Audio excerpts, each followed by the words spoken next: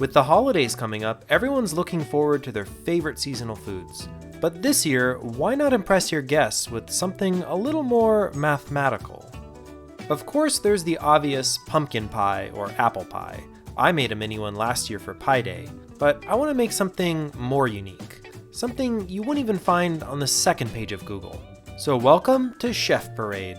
This is just a small, fun video between devlogs and announcements, but you can keep up with the latest 40 golf updates on the Code Parade Discord.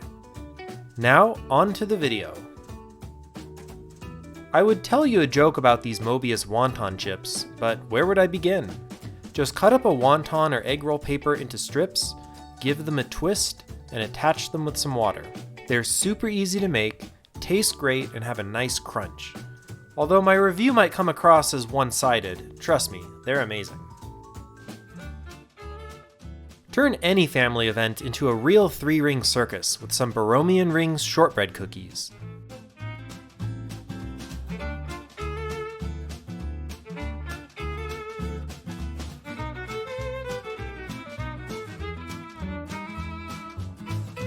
You only need an inner and outer circle cutter for these. You can even use drinking glasses if you don't have the right size. The neat thing about Boman Rings is that no two of them are actually linked, so removing just one ring frees the rest. You can also try to weave the dough itself. It's a bit finicky and might not come out as perfect, but there's a huge variety of knots you can make by weaving dough.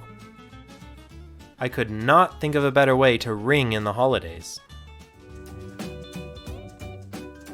Of course I can't do a video like this without some fractals. So how about a Mandel Br Mandelbrot?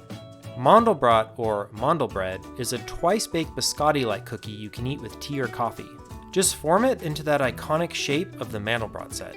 It's okay to exaggerate the features a little, since it's going to expand a bit anyway. It does need to be cut and turned halfway through, unfortunately, so I'll just reassemble it at the end.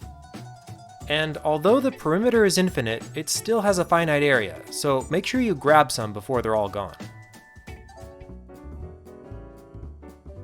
In case these other bakes weren't cheesy enough, there's always the Fibonacci cheese and crackers. Sorry, are these puns grating? Using a template, carefully cut out squares with lengths equal to the terms of the Fibonacci sequence. Harder cheeses are definitely easier for this. You could also score a golden spiral into the cheese when you're done, but I chose not to this time. If any of these tasty topologies have tickled your taste buds, all the recipes I used are linked in the description.